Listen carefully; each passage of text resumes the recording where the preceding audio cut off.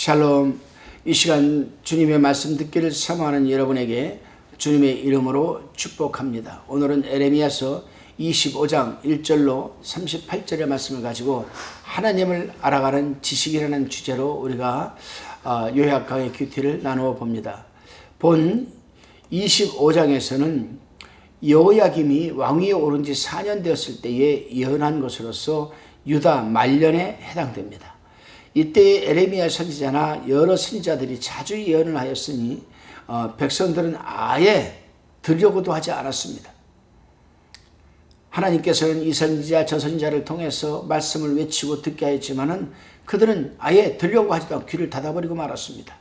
1절로 7절을 살펴보게 되면은 에레미야 선지자는 여호야김 왕 4년 곧 바벨론 왕 느부갓네살이 왕위에 오른 그 해에 예언을 시작하여서 23년간 계속 예언 사역을 하였습니다. 그래서 그는 먼저 역사성의 확신은 사람들로 하여금 확신을 갖게 하죠. 에레미야 선지자가 몇 년도에 예언을 시작해서 몇 년도에 끝났다. 이건 역사가 부인할 수 없는 사실 아니겠습니까? 그래서 우리는 에레미야 선지자의 말씀 더욱 확신을 우리가 가져야 합니다. 본문 4절에 보게 되면 그 모든 종 선지자라는 말이 나옵니다. 그 모든 종 선지자. 당시 에레미야 선지자가 활동할 당시 함께 남유다에서 활동한 선지자들은 이사야, 다니엘, 에레미야, 학개, 선지자 그런 등이었습니다. 이 당시 북이스라엘에서 활동한 선지자는 호세아 선지자였습니다. 그래서 하나님께서는 이들을 통하여서 백성들에게 보내어서 부지런히 외치게 하셨지만은 백성들은 아예 귀를 닫고 말았습니다. 그렇습니다, 여러분. 사람이 마음이 강팍해지면 그 누구의 말도 듣지 않게 됩니다. 하나님의 말도 듣지 않는데, 하나님의 그 말씀도 듣지 않는데 사람의 말을 듣겠습니까? 그래서 하나님의 말씀에 순종하는 것은 하나님이 큰 은혜요 축복인 것을 아시기를 바랍니다. 우리가 그 당시에 선지자들이 활동한 지역별로 우리가 구분을 해보면은 북이스라엘에서 활동한 선지자는 호세아, 아모스, 미가 선지자였습니다. 남유다 지역에서 활동한 선지자는 그 당시에 이사야, 다니엘, 에레미야, 학개, 요엘, 스가랴, 스바냐, 말라기, 에스겔이었습니다. 그리고 이방 민족을 위해서 활동한 선지자들이 있죠. 이방 민족.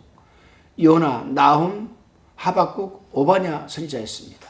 이렇게 하나님께서는 이러한 여러 많은 선지자들을 북이스라엘, 남유다 그리고 우리 이방인들에게 들으라고 그렇게 외쳤지만은 그들은 귀를 닫아버리고 말았습니다.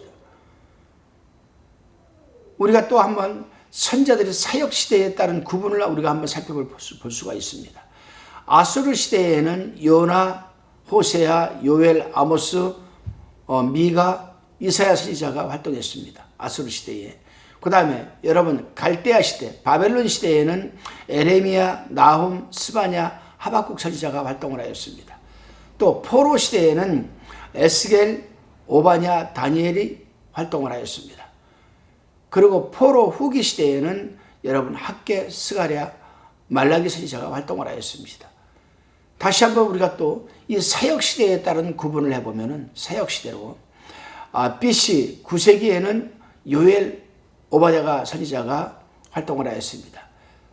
BC 8세기에는 호세아, 아모스, 요나, 이사야, 미가 선지자가 활동을 하였습니다. BC 7세기에는 나훔, 하박국, 스바냐, 에레미야 선지자가 활동을 했죠.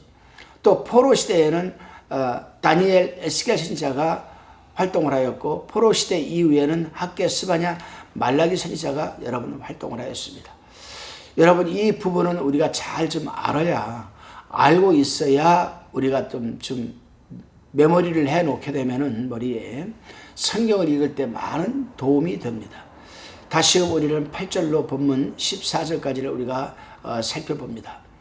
백성들의 이러한 불순종은 결국 바벨론으로 포로되어 가서 70년간 그들을 섬길 것과 70년 징벌이 지나면 하나님이 바벨론이 이 죄를 벌하여서 황무케 할 것이라고 예언을 지금 하고 있습니다. 여기서 한 가지 우리가 생각해 볼 것이 있습니다. 왜 바벨론이 황폐하게 될 것이라고 하였을까? 바벨론은 하나님의 뜻대로 유다를 심판하기 위한 도구로 쓰임을 받았는데 말입니다. 그것은 바벨론의 심판을 지나치게 폭력적으로 살인적으로 여러분 수행했기 때문입니다. 하나님께서는 이스라엘 백성들을 잠시 훈련시키고 연단시키기 위해서 바벨론을 들어 사용하였습니다만 이 바벨론이 생각하는 그 이상으로 이스라엘 사람들을, 하나님의 백성들을 억압하고 핍박하고 괴롭히고 그렇게 하였습니다.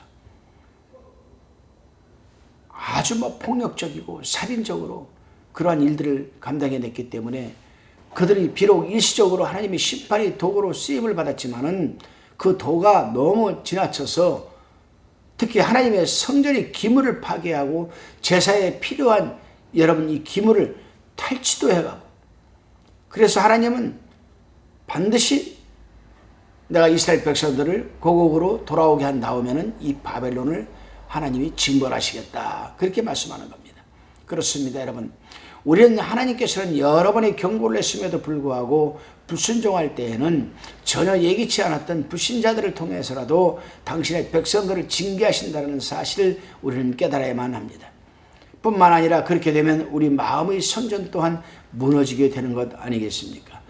다시금 본문 15절로 33절까지를 우리가 살펴봅니다. 본문은 모든 국민에 대한 하나님의 진노와 잔으로 예언한 것인데 이 잔은 하나님의 심판을 상징함입니다. 16절에 보게 되면 칼을 보낸다. 이 말씀은 바벨론 왕이 검을 가리킵니다.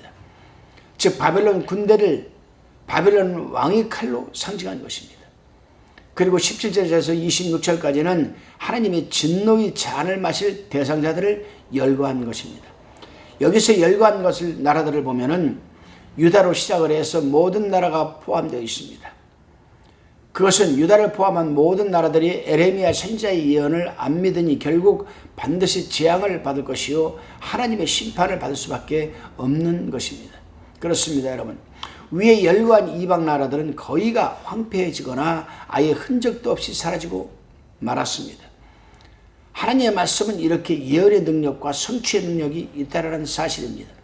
오늘날도 우리 하나님의 백성들이 하나님의 말씀을 중요하게 생각해야 하는 이유가 바로 여기에 있는 것입니다. 여러분, 우리는 오늘도 잊지 말아야 됩니다. 하나님의 말씀은 예언의 능력과 성취의 능력이 함께 공존하고 역사한다. 하나님의 말씀을 믿고 존귀히 여겨 순종하면 축복이요 하나님의 말씀을 불순종하면 패망하고 마는 것입니다. 그러기에 우리는 하나님의 말씀을 부지런히 연구하고 알아가야만 합니다. 하나님의 지식을 우리는 머리와 마음속으로 쌓아가야만 합니다. 왜냐하면 하나님의 말씀은 하나님을 알아가는 지식이기 때문입니다. 그래서 호세아 선지자는 당시 백성들에게 내 백성이 지식이 없으므로 망하는도다. 내가 지식을 버렸으니 나도 너를 버려 내 제사장이 되지 못하게 할 것이요 내가 내 하나님의 율법을 잊었으니 나도 내 자녀들을 잊어버리라라고 호세아서 4장 6절에서 말씀하고 있는 것입니다. 여러분, 오늘날도 우리는 명심해야 됩니다. 주의 정도들이든 사명자들이든 성도들이든 우리는 부지런히 하나님의 말씀을 읽고 탐구하고 연구하여서 우리는 하나님을 알아가는 지식을 쌓아내야만 할 것입니다. 기도드리시겠습니다.